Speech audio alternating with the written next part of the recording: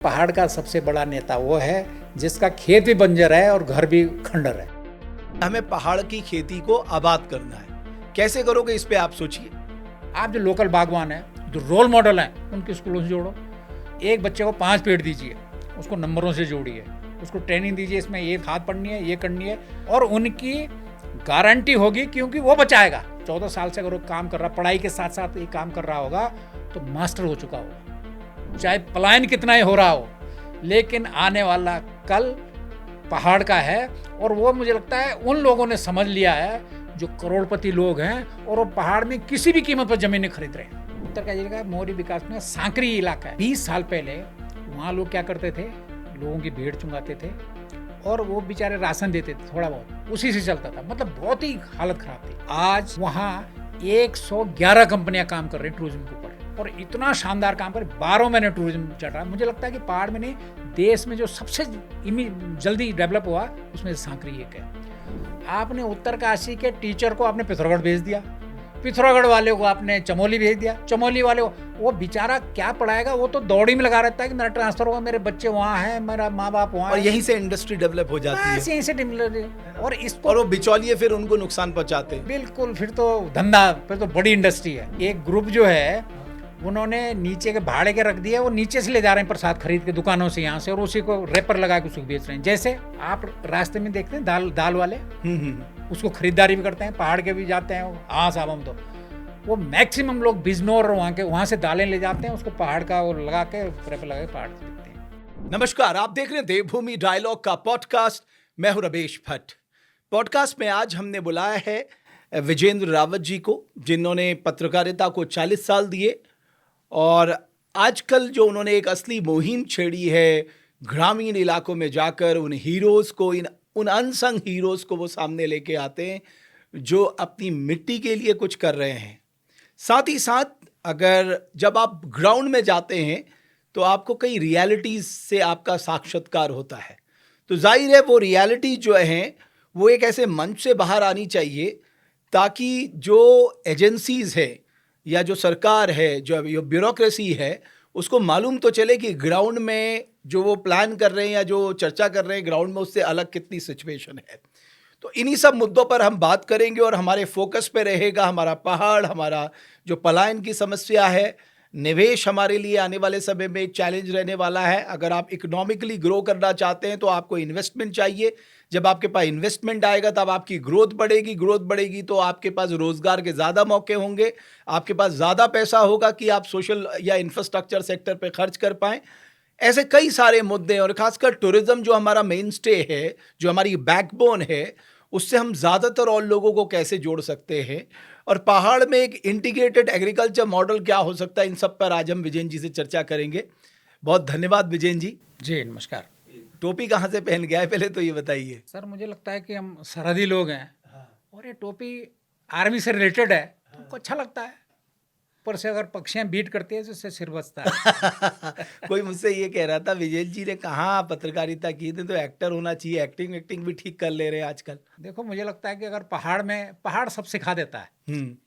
अगर आप पहाड़ में घूमते हैं तो कैसे गिर के संभलते हैं वो भी सिखा देता है। विजयन जी, जो आपने शुरुआत की एज ए जर्नलिस्ट, तो वो जो जर्नलिज्म था और अब जो आप गांव में करते हैं, तो डिफरेंस क्या लगा आपको? मुझे लगता है पहले हम क्या करते थे और आज भी करते हैं, जो नेशनल मीडिया है या कोई भी मीडिया है, जब आप किसी से इंटरव्यू लेते हैं तो अगर वो ब्यूरोक्रेट है चाहे नेता है, अगर वो विकास की बात करता है तो जर्नलिस्ट कम सुनता है उसको। विकास की बात कर रहा है, हमने ये कोई किया, मिर्च ये मसाला किया। नहीं होता ना। लेकिन अगर उसमें कोई ऐसी चीज़ आ गई है तो हम उसको तान के शाम को मीटिंग, सर एडिटर ये बोला, उसने बोला बस उसको ऊपर लगाओ, तो उसका जो 80% उसने विकास की बात करी वो नीचे दब जाता है।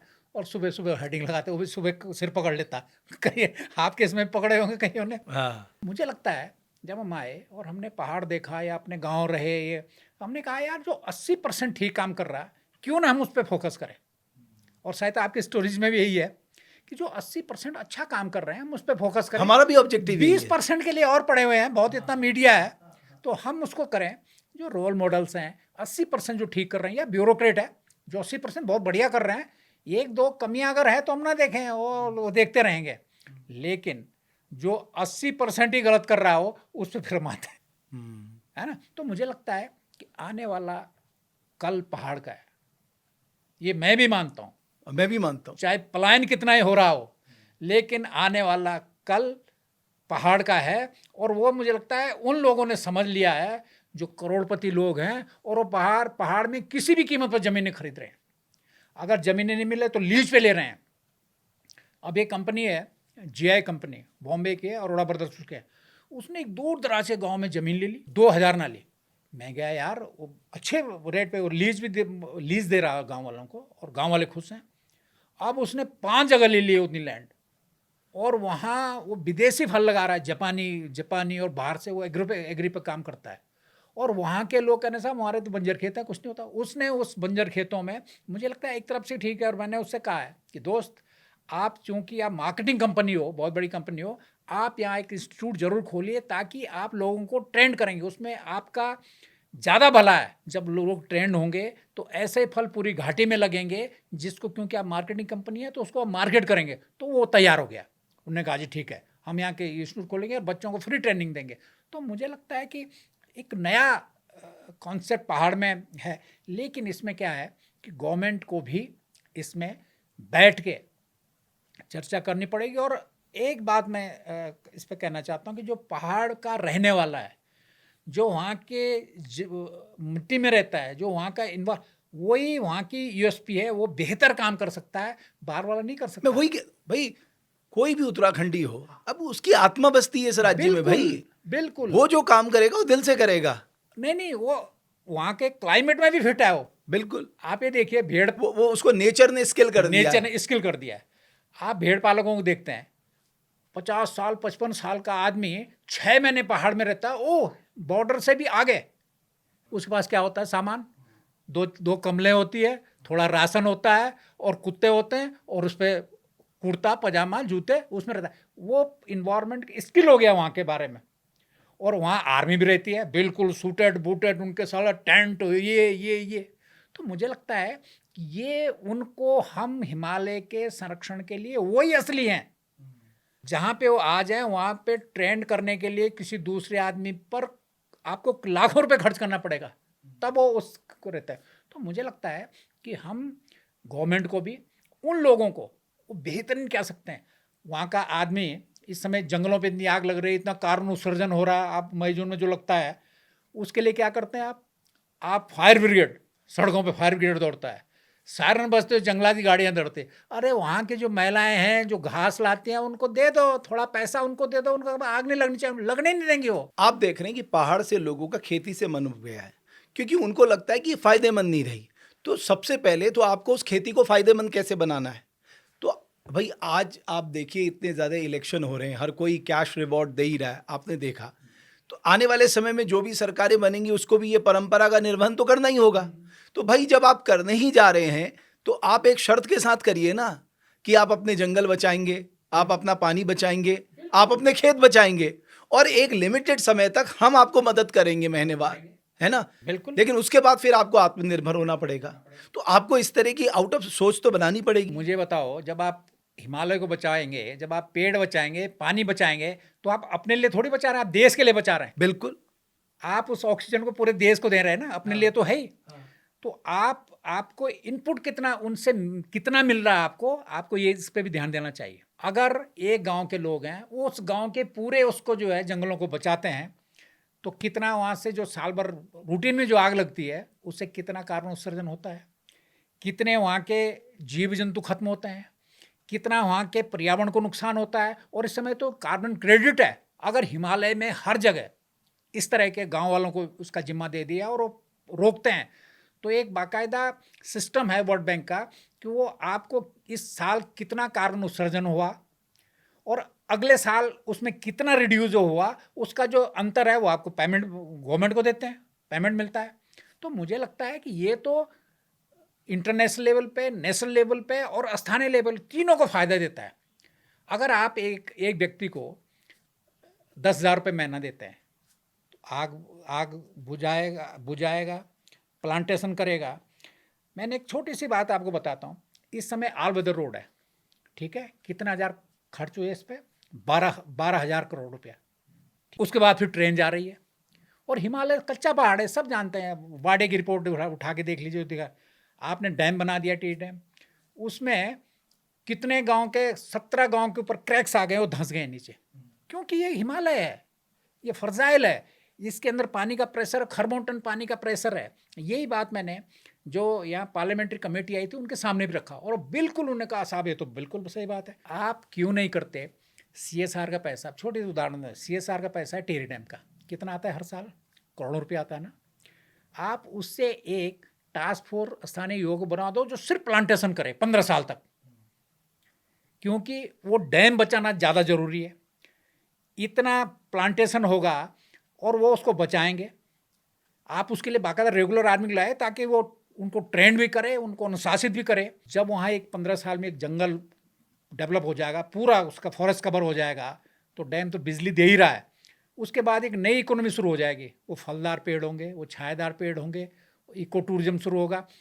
तो मुझे लगता है इससे फ़ायदा है, या उससे फ़ायदा है कि वो धंसने दो आप खा रहे हैं, आप CSR का पैसा कहीं और लगा रहे हैं, या इसमें फ़ायदा है? हिमालय का किस में फ़ायदा है? कम से कम हिमालय का फ़ायदा है। ऑल वेदर रोड है, आप लगा दीजिए इसमें 50,000 युवाओं को कि आप दोनों तरफ प्लांटेशन लगाएंगे, 100-100 मीटर नीचे, 100-100 मीटर ऊपर। आप इसको देखोगे कि दुनिया की बेहतरीन रोड होगी 10 साल के अंदर। अभी तो इतने सारे पेड़ कटे, वहाँ टेम्परेचर कितना बढ़ गया, टेम्परेचर कितना बढ़ गया। वही रेलवे में भी आप देख लीजिए, वो भी इस बात को मानते हैं, वो भी उसी में। और इसके लिए आप वो नहीं लगा सकते कि ऐसे ही लगा दो, इसके लिए जिम्मेदारी होनी चाहिए। आप ले रेगुलर आर्मी को ले आओ जो कंट्रोल करेगी 50,000 लड़कों को, उनको ट्रेन करेगी। दूसरा, ये लोग डिजास्टर से बचाएंगे। आप केदारनाथ में डिजास्टर आया ना, तो कह रहे थे कि साहब आर्मी आ गई थी, आर्मी आई, गोचर पहुंची, 2 दिन तक मौसम खुला ही नहीं, हेलीकॉप्टर उड़े नहीं, तब तक जो बचने वाले भी थे वो भी ख़त्म हो गए। फिर आर्मी वहाँ पहुंची। अगर लोकल को ट्रेंड होते, लोकल युवा महिलाएं ट्रेंड होती, जो घास का बोझा ढंगारों में ला, देखते हो टोपी गिर जाती है जब उनको देखते हैं ढंगार में घास का बोझा ला, उनको जहाँ उनको 10-15 हज़ार रुपये मिलेगा तो उनको ट्रेनिंग मिलेगी, तो कोई डिजास्टर वहाँ आएगा ही नहीं। अगर आएगा तो उसको तुरंत तैयार हो जाएंगे आपके लिए। तो हमें, मुझे लगता है जो देश, आप कह रहे हैं रिस्पॉन्स टाइम को बिल्कुल कम किया जा सकता है जब आप लोकल लोगों को स्किल कर दें। रिस्पॉन्स टाइम और उनका स्किल बिल्कुल कम हो जाएगा। तो मुझे लगता है ये ऐसी चीज़ें हैं, हम NDRF, SDR ये भी होना चाहिए, ये भी है अपनी जगह। अरे NDRF, SDRF बड़े लेवल पे कर रही है, बड़े लेवल के आप विलेज लेवल तक लोगों को तैयार कर लीजिए। अच्छा, जबकि और हमारे यहाँ इसलिए भी जरूरी है क्योंकि हम डिजास्टर प्रोन है। फिर हमारे यहाँ आग भी लग जाती है, आपने देखा हर साल महीने में हर साल आग लगती है। हमारे यहाँ भूस्खलन होता ही है ना। हमारे यहाँ क्लाउड बस्ट, तो मतलब बादल फटना तो हमारे यहाँ एक आम घटना होने लग गई है अब। तो ये सारी चीज़ें हो गई। लेकिन रावत जी, एक जो अभी एक एक करके चैलेंज लेते हैं, बल्कि मैं कहता हूँ एक अपॉर्चुनिटी है, और ये इसका मुझे लगता है कि फैसला हमें अभी करना होगा कि हमें पहाड़ की खेती को आबाद करना है। कैसे करोगे इस पे आप सोचिए, और क्यों नहीं कर सकते? हमारे पास ऐसे हीरोज हैं जो कर रहे हैं काम। एक कुछ लोगों ने, हमने इससे कई शिक्षाविद हैं या जो इसका काम करते हैं, उसमें मेरी बात हुई है, और मेरी 3 मीटिंगें हो गई है मुख्यमंत्री जी से। और मैं हर बार उनको मेमोरेंडम देता हूँ, साहब वहाँ के स्कूलों में आप बागवानी की शुरू करवा दीजिए। मैंने कहा इससे क्या होगा? इससे ये होगा कि जब बच्चा बचपन में ही कृषि सीखेगा, हम पता नहीं आपके ज़माने में था, हमारे ज़माने में था, हम क्यारियाँ बनाते थे, छोटे छोटे बच्चे, और उसमें सब्जी, टीचर वहीं रहता था, उसकी सब्जी वहीं उगती थी स्कूल के पास क्यारियों में। हमने कहा कि वो बच्चा बचपन से, और उसके लिए टीचरों की भर्ती मत कीजिए, आपको नया कुछ करना पड़ेगा ना। आप टीचरों की भर्ती मत कीजिए कि आप कृषि और बागवानी के एक्सपर्ट टीचर को 6,000 रुपये मिलाओ। आप जो लोकल बागवान हैं, जो रोल मॉडल हैं, उनके स्कूलों से जोड़ो, उनको आप डेली का 500 रुपये देंगे, तब भी वो तैयार हो जाएंगे। वो वहाँ ट्रेनिंग देंगे, उनके घर में ट्रेनिंग देंगे, उनको देखेंगे, और अपने जहाँ बाग होगा, उसका खेती होगी, वहाँ ट्रेनिंग देगा। तो बच्चा जल्दी ग्रैब करता है, जल्दी सीखता है। हमने कहा कि आप हर साल प्लांटेशन करते हैं नहीं करते, उसमें फ़ोटो भी खींचता है।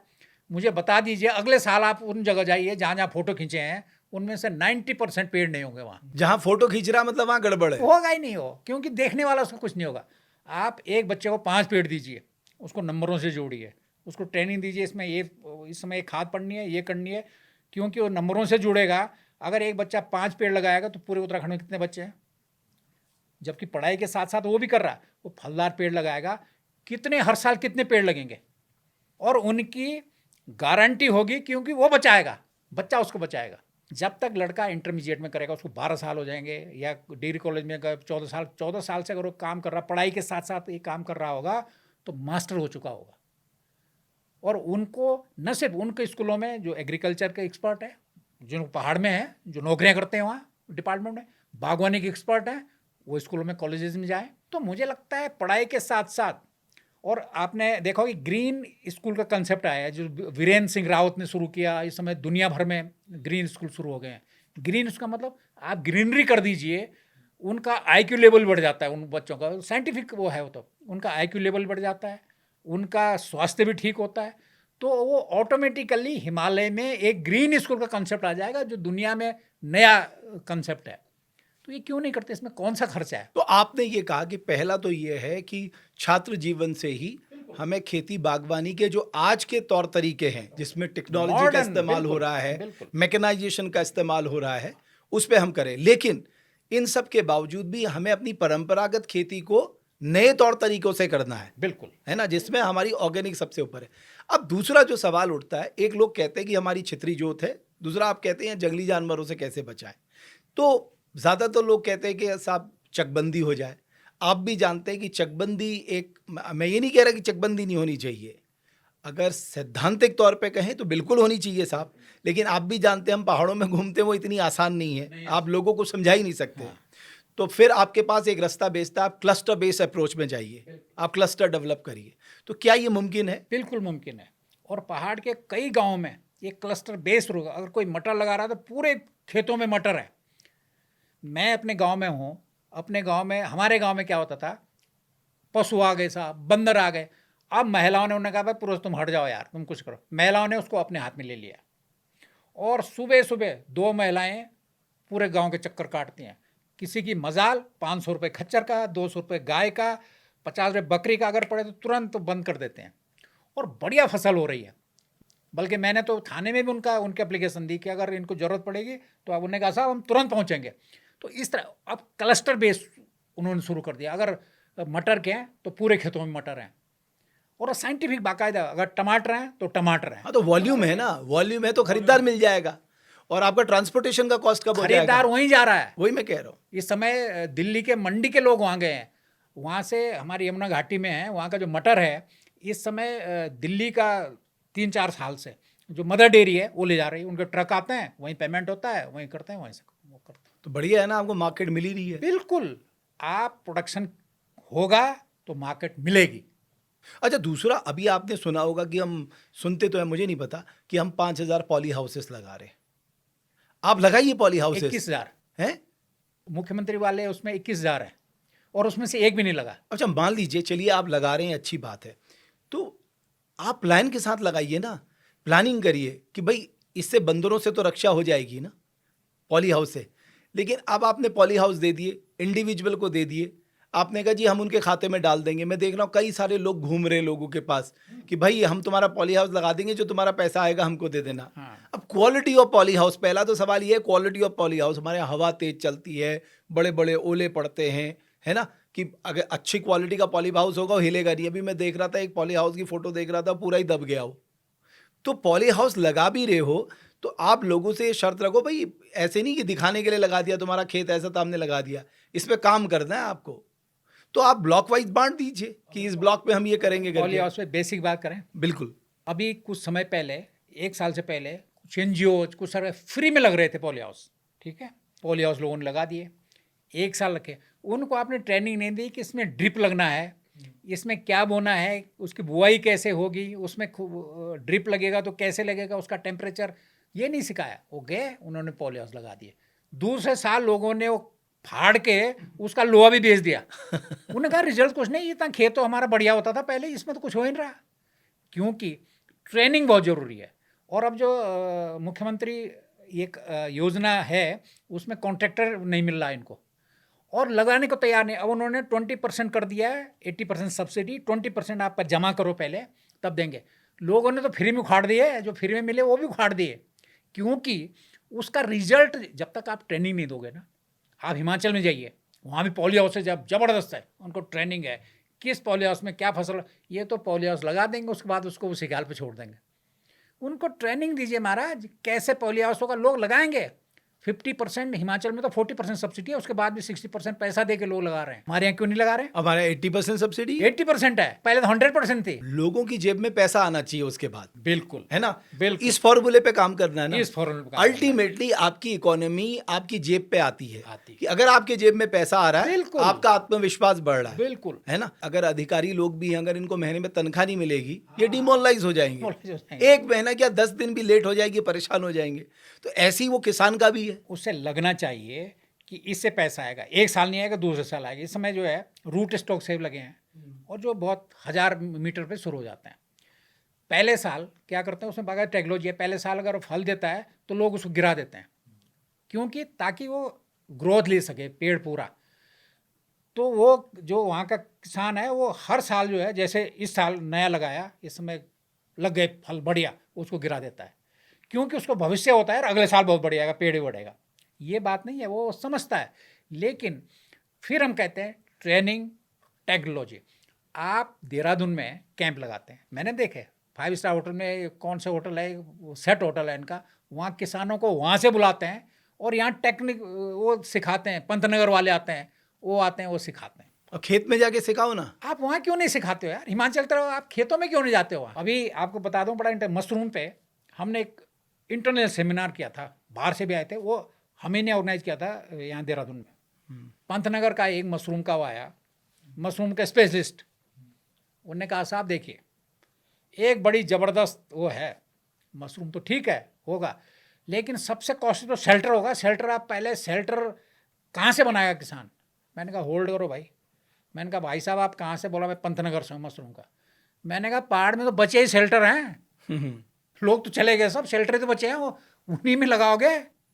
कहाँ किस शेल्टर की बात कर रहे हो आप पहले उनको मशरूम उगाना सिखाइए। शेल्टर तो वहाँ पड़े हुए हैं, लोगों की खेत जो छानियाँ थी वो खाली पड़ी हुई हैं, जो घर हैं वो खाली पड़े हुए हैं, बगल वाला घर खाली पड़े हुए हैं। जो दिल्ली बॉम्बे रह रहे वो कह रहे साहब हमारा कर लो, कम से कम पानी तो नहीं टपकेगा, कर लो, आप ले जाओ मकान।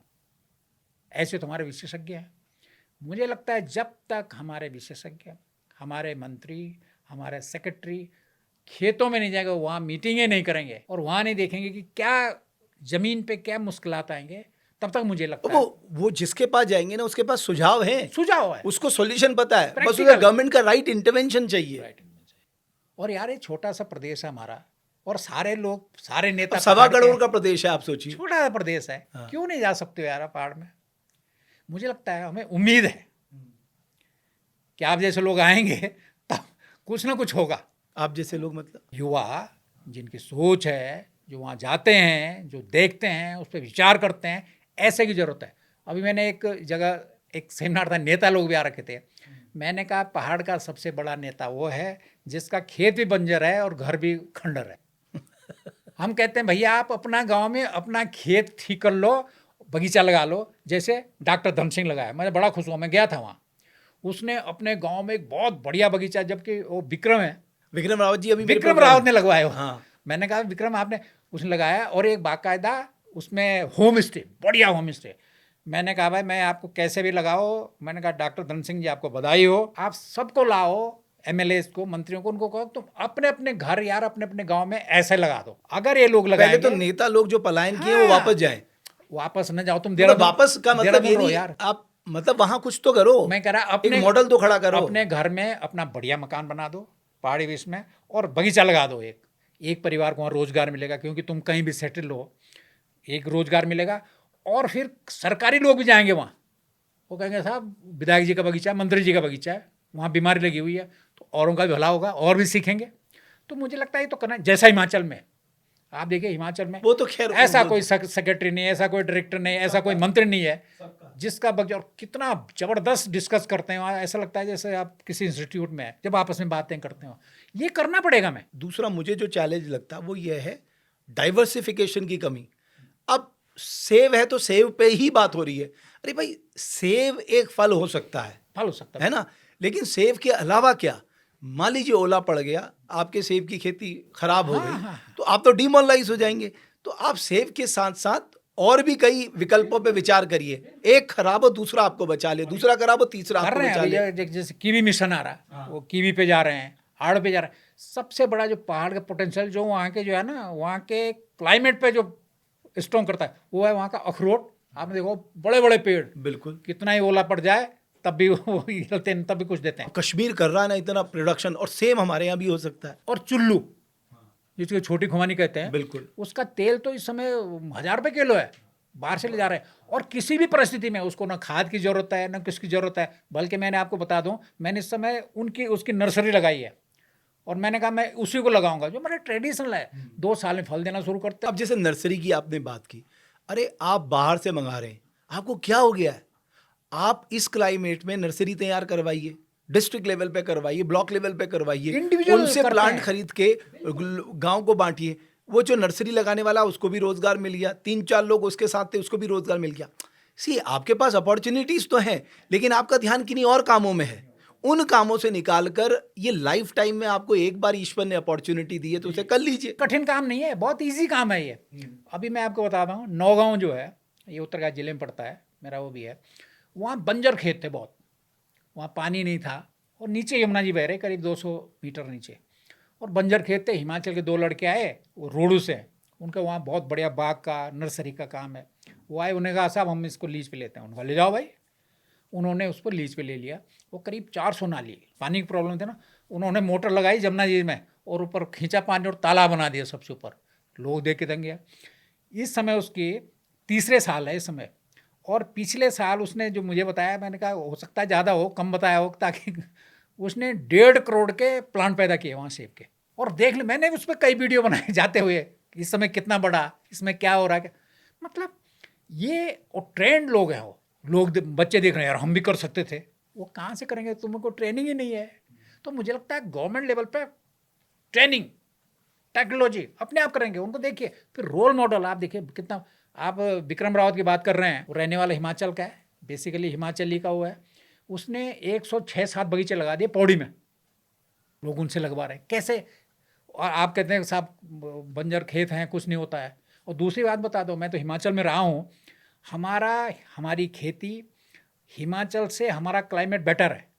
कैसे? वो कहते हैं साहब हमारे यहाँ तो नदियाँ ही नदियाँ हैं, हिमाचल में तो नदियाँ नहीं हैं। आपको आश्चर्य होगा कि शिमला में पानी की किल्लत है, ड्रिंकिंग वाटर के। वो क्या करते हैं, ठियोग एशिया में गोभी का सबसे ज़्यादा प्रोडक्शन करता है।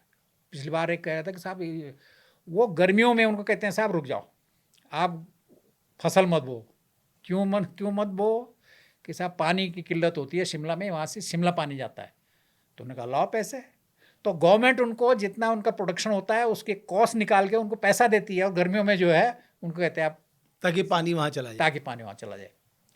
मतलब, और वहाँ से ये ले जा रहे हैं पब्बर से। But they are concern about their farmers. Main ये है कि वो अपने किसानों पे बहुत कंसर्न है। और उसके बाद जो है, जो अगली बार जैसे बारिश होती है, वो जो लगाते हैं उसमें पूरी मदद करते हैं उनकी, बीज वो उसके बाद देखिए। अभी मैं सुन रहा था कि हमारे यहाँ पॉलिसी मेकिंग में किसी बाहर की कंपनी को इन्वॉल्व किया गया। मैकेंजी है, अमेरिकन कंपनी है ना, अमेरिकन कंपनी। तो अमेरिकन कंपनी को उत्तराखंड का क्या पता? मैं गलत कह रहा हूँ? बिल्कुल है। वो कहते हैं ना, जो जहाँ का है वो वहीं का एक्सपर्ट होता है। अच्छा, उसमें मैं इंटरेस्टिंग बात बताता हूँ कि 2 साल के 84 करोड़ आप खंगालोगे उसमें दिख जाएगा। 84 करोड़ रुपये 2 साल के उसको दिए हैं, और 6 महीने का भी दिया, शायद 1 महीना बचा हुआ उनका भी। और उस पर तालियां बजा रहे हैं कि साहब इन्होंने तो कमाल कर दिया। क्या कमाल किया? अब ये तो उनको पता होगा। इसमें मैं आपको एक और कहानी बताता हूँ, एक बिल्कुल सच्ची कहानी। ये क्या करते हैं उनके लड़के, अब जीन वाले लड़के हैं भाई, कंपनी के हैं तो इधर ही घूमते हैं, मल्टीनेशनल कंपनी है, मल्टीनेशनल है। तो वो जो है बागवानों से पूछते हैं, सलाह लेते हैं कि भाई इस समय क्या होगा क्या। एक बड़ा होशियार, उसने MBA कर रखा है, और नौगांव में जो कोल्ड स्टोर है उसका मालिक है, वो यंग लड़का। उन्होंने कहा राव जी, मैंने तो जब 2-3 बार पूछा, मुझे पता चला कि इन्होंने तो करोड़ों रुपये ले रहे हो। मैंने कहा बल्कि भैया ऐसा है, 5 मिनट के 25,000 रुपये लूँगा। मैकेंजी वालों से। भाई तुम भी ले रहे हो, हम आप फ्री में एडवाइस क्यों दें? और क्या बोला, उनसे मैंने पैसे लिए। मतलब तुम एडवाइस देने के पैसे ले रहे हो हमारे टैक्स से, हमारे टैक्स से पैसे ले रहे हो, और हमसे एडवाइस मांग रहे हो, और हम मिला ले। बिल्कुल सही किया। तो उसने पैसा लिया, मैंने कहा तो तैयार हो गए? बोला तैयार हो गए, नहीं तो क्या करता है? बोला मैंने पैसे लिए और बोला फिक्स है। उन्होंने कहा नहीं थोड़ा कम कर दिए। बोला कुछ नहीं, 5 मिनट के 25,000 दिए उन्होंने। दिए। अच्छा एक बार बताइए, कोई भी रिपोर्ट तैयार होती है उसमें आपको फैक्ट्स फिगर चाहिए, स्टैटिस्टिक चाहिए, वो कहाँ से लेंगे आप? वो तो राज्य सरकार से लेंगे, डिपार्टमेंट से लेंगे, इकोनॉमिक सर्वे से लेंगे, है ना, या उनका कोई और रिसोर्स होगा वहाँ से लेंगे। अरे भाई, जब ये सारी चीज़ें, जब इनपुट ही हमसे लेना है तो रिपोर्ट भी हमारे ही बना लेंगे। आपसे नहीं लेंगे, अब तो गूगल से ले रहे हैं। गूगल से लेके बढ़िया दिखा दिया, इनको क्या पता है। आजकल तो उसकी भी जरूरत नहीं है, आप एआई के थ्रू कुछ भी AI के थ्रू कर ले लीजिए। हाँ, लीजिए। और यहाँ के चूंकि आपको सेक्रेटरी पहाड़ जाता नहीं है, उसको भी बागवानी का पता नहीं है। पिछले समय एक सेक्रेटरी से मिले, उसके पास ये था कृषि और उसका। हमने उनको कहा, ऐसे हमने बातें करी, उनको मिलने गए थे, हमने कहा जी, बोला यार मैं तो अभी आया, मैं तो सीख ही रहा हूँ। अब आप उम्मीद कीजिए, अगर सेक्रेटरी कह रहे मैं सीख ही रहा हूँ, तो भैया कम से कम ये स्पेशलाइज है, इसमें इतना पोटेंशियल है रोजगार का, पलायन रोकने का। इसमें तो आप परफेक्ट लोगों को दीजिए जिसको पहाड़ के प्रति दर्द हो। ऐसे भी और हैं ऐसे लोग हैं हमारे पास, है ना। इसमें कोई बात नहीं। उनको जो बड़े ब्यूरोक्रेट है उनको दे दीजिए, यार खनन का बनाओ यार, तुम कुछ भी खाओ, और काम दीजिए, 50 काम है। लेकिन वहाँ की नीतियों के ऊपर ऐसे लोगों को दो जिनका दिल जैसे ना, मैं आपको एक एग्जांपल देता हूँ। आज से 4-5 साल पहले हमने एक स्टोरी दिखाई ड्रैगन फ्रूट के ऊपर। तो हमने कहा कि साहब ये पॉलिसी आनी चाहिए, क्योंकि जो हमारे 3 डिस्ट्रिक्ट हैं, खासकर तराई का डिस्ट्रिक्ट मिलनी, आप देख लीजिए, वहाँ के फार्मर्स के लिए, उनके पास लैंड होल्डिंग्स भी है, वहाँ पर अच्छा रहेगा। और इंडिविजुअल लेवल पे बहुत अच्छे लोग काम कर रहे हैं। हमने बहुत लोगों की स्टोरीज दिखाई भी। आप सोचिए 4.5 साल पहले अब जाके वो पॉलिसी को कैबिनेट से अप्रूवल मिला है। तो आपने 4 साल गवा दिए ना। 4 साल गवा। मैं विक्रम रावत जी का, जिनका आप क्लासन वो करके, वहाँ पर मैं देख रहा था, उन्होंने बेरीज का बड़ा अच्छा काम किया। उसने मिट्टी भी बाहर से मंगवाई, है ना। तो आप सोचिए ना, आप बेरीज, हमारे असल में क्या होता है ना, जैसे बेरी क्या है, अंग्रेजी का नाम तो गरीब की, हमारा हसालू जो है वो गरीब की बेरी है, हमारा किलमोड़ा जो है वो गरीब की बेरी है, और ये ब्लूबेरी जो वो अमीर की बेरी है। तो प्रकृति ने तो हमें कई सारी बेरीज दी है, हमने कभी सोचा ही नहीं, वो दृष्टिकोण ही नहीं डाला उस तरफ। हमारा काफल क्या है? बिल्कुल। और बेड़ू क्या है साहब? हमारा तिमिला क्या है? मतलब मैं बुरांस क्या है? बुरांस क्या है? ऐसे खा जाओ, इसकी सब्जी इतनी बढ़िया बनती है। तो मैं वही तो कह रहा हूँ, ये सारे प्रकृति ने जो हमें दिया, कभी आपने सोचा कि हम इसकी इकोनॉमिक वैल्यू कैसे क्रिएट कर सकते हैं? ये कैसे लोकल इकोनॉमी को इससे जोड़ सकते हैं, लोकल एम्प्लॉयमेंट को इससे जोड़ सकते हैं? हम वर्ल्ड मार्केट में एक बेहतर एग्जाम्पल इनसे कैसे सेट कर सकते हैं? एक्चुअली क्या है ना, वो मैं आपको सच बताऊं, वो ध्यान नहीं है उस तरफ। वही बात है कि अब मैकेंजी अगर प्रेजेंटेशन बनाएगा, चलो जो हो गया। मैकेंजी ने प्रेजेंटेशन बनाए, पर किस विभाग ने टाइमली उस प्रेजेंटेशन के थ्रू पॉलिसी बना के उसे इम्प्लीमेंट कर दिया? जमीन पे नहीं उतरेंगी ना वो। तो वही तो प्रॉब्लम है। आपकी प्रॉब्लम क्या है? इम्प्लीमेंटेशन आपकी प्रॉब्लम है। इतने बढ़िया बागवान है, इतने शानदार बागवान है। आप देखिए मिस्टर उप्रेती है, मतलब दर्जनों हैं। आप इनकी कमेटी बना के इनसे क्यों नहीं करवाते यार? फ्री में देने को तैयार है, ये एडवाइस फ्री में देने को तैयार है, इनको क्यों नहीं बुलाते? अब दूसरा, जैसे मान लीजिए आपका प्रोडक्शन होता है ना, तो आपने अभी तक ये नहीं सोचा कि इस प्रोडक्शन का लाभ आप कैसे ले सकते हैं। अब जैसे 50 लाख 48-50 लाख लोग आपकी 4 धाम यात्रा में आ रहे हैं, करोड़ों आपके टूरिस्ट आ रहे हैं, है ना। तो आपका जो प्रोडक्शन हो रहा है, बिल्कुल उसके जो खरीदार हैं वो तो ये लोग हैं, और आपके पास आ रहे हैं, और वो चाहते हैं कुछ ले जाना। आप उनसे बात कीजिए, वो कह रहे हैं साहब क्या मिलता है यहाँ? भाई बाय डिफॉल्ट आप ऑर्गेनिक है ना, By default organic पूरी है। दुनिया ऑर्गेनिक के पीछे भाग रही है। आज सिक्किम को देख लीजिए आप, सिक्किम ने 2004 से ऑर्गेनिक स्टेट बनने के लिए तैयारी शुरू की, 2018 में वो सर्टिफाइड ऑर्गेनिक स्टेट बन गया। आज ऑर्गेनिक्स मार्केट में सिक्किम का एक बहुत बड़ा बोलबाला है। हमारे पास वही टोपोग्राफी है, लेकिन हम कहाँ पर हैं? भाई एक छोटी सी बात मैं आपको बताऊँ, बुरांस है ना, इस समय इतना बुरांस होता है और हर साल बढ़ रहा हो उसका प्रोडक्शन, उसकी अच्छी बात है। हमने कहा था कि यार बुरांस को आप राज्य पे घोषित क्यों नहीं कर लेते हो? जो ऑफिसों में आप चाय पे, न चाय पैदा होती है, न यहाँ कॉफ़ी पैदा होती है, आप कर दीजिए ऑफिसर में, सारे ऑफिसों में कि आप बुरांस का जूस ऑफिस में पिलाएंगे। ये छोटी छोटी बातें हैं जिससे जो है आपका नुकसान भी नहीं है और आपका इंट्रोड्यूस भी होगा, आपकी मार्केटिंग होगी। आप आजकल वो कौन सा जीरा, जलजीरा नहीं बिक रहा हो? हाँ? उसने क्या मार्केट बना ली साहब? तो क्या आपका बुरांस क्यों नहीं बना सकता हो? और बुरांस का तो आप गूगल खंगालिए, बुरांस में तो वो हेल्थ बेनिफिट्स हैं कि बाकायदा कोई भी लेगा। अरे सर, आपके पास सेब हो रहा है, आपके पास बुरांस हो रहा है, आप इनकी भी तो छोटी छोटी बॉटल्स तैयार कर कर रहे सकते हैं हैं लोग, ना, कर रहे हैं, वो इंडिविजुअली कर रहे हैं। इंडिविजुअली कर रहे हैं। दूसरा जो टूरिज्म की मैं बात कर रहा था, तो अभी टूरिज्म में हमने देखा कि टूरिस्ट का रुझान बढ़ा है। हमारे पास इंफ्रास्ट्रक्चर तो बहुत डेवलप हो रहा है, सड़क अच्छी बन रही है, रोड अच्छी बन रही है। अभी हम चारधाम रेलवे कवर करके आ रहे हैं, तो हम देख रहे हैं वो एक बहुत बड़ा गेम चेंजर होगा आने वाले समय के लिए। तो हमें उस लिहाज से अपनी तैयारी भी तो करनी होगी। लेकिन सबसे बड़ा मैसेज रावत जी जो अपने लोगों को ये जानना चाहिए, जो आपने कहा कि भाई जो 50,000, 1 लाख, 2 लाख कमा रहे हैं वो बढ़िया है उनका। हाँ जाओ, ठीक जो है। हाँ, जो 15,000, 20,000 कमा रहे हैं, वो तो यहाँ करें ना अपने यहाँ पर काम। आपको बता दूं कि इस समय उत्तर कश्मीर का मोरी विकास में सांकरी इलाका है, सांकरी। 20 साल पहले वहाँ लोग क्या करते थे, लोगों की भीड़ चुंगाते थे और वो बेचारे राशन देते थे थोड़ा बहुत, उसी से चलता था, मतलब बहुत ही हालत ख़राब थी। आज सांकरी वाले एरिया में, सांकरी, सौड़ वो गांव है, कोटगढ़ है, कोट है, वहाँ 111 कंपनियां काम कर रही हैं टूरिज्म के ऊपर और सब लोकल है।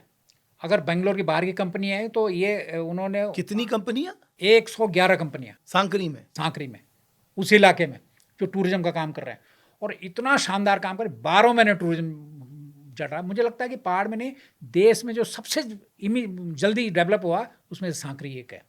आप वहाँ देखें, ऐसा लड़का था जो नौकरी करता था, आज उसके पास 12 टेम्पो ट्रैवलर है, 3 होटल है, वहीं का लड़का है गाँव का। ऐसे कई लोग हैं वहाँ और इतना सालों भर वहाँ टूरिस्ट रहता है। सबसे ज़्यादा विंटर में टूरिस्ट वहाँ रहता है।